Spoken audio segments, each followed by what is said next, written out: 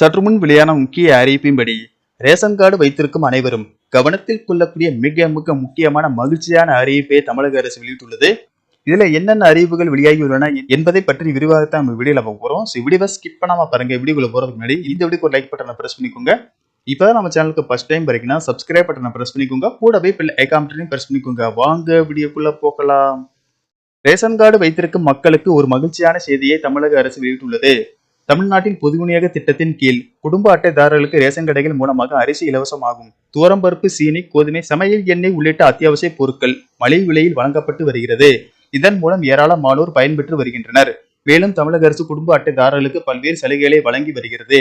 இந்த நிலையில் குடும்ப அட்டைதாரர்கள் பயன்பெறும் வகையில் மகிழ்ச்சியான செய்தியை தமிழக அரசு வெளியிட்டுள்ளது. அதன்படி ஜூன் மாதத்திற்கான மாதாந்திர பொது விநியோக திட்ட மக்கள் குறைதீர்ப்பு முகாம் சென்னையில் உள்ள உணவுப் பொருள் வழங்கல் மற்றும் நுகர்வோர் பாதுகாப்பு துறையின் 19 மண்டல உதவி ஆணையாளர் அலுவலகங்களில் 14/6/2025 சனிக்கிழமை காலை 10 மணி முதல் பிற்பகல் 1 மணி வரை நடைபெறும் என்று தமிழக அரசு அறிவித்துள்ளது.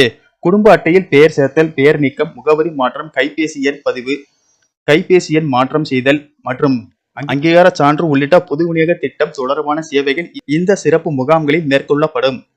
இந்த வாய்ப்பை பொதுமக்கள் பயன்படுத்திக் கொள்ளலாம்.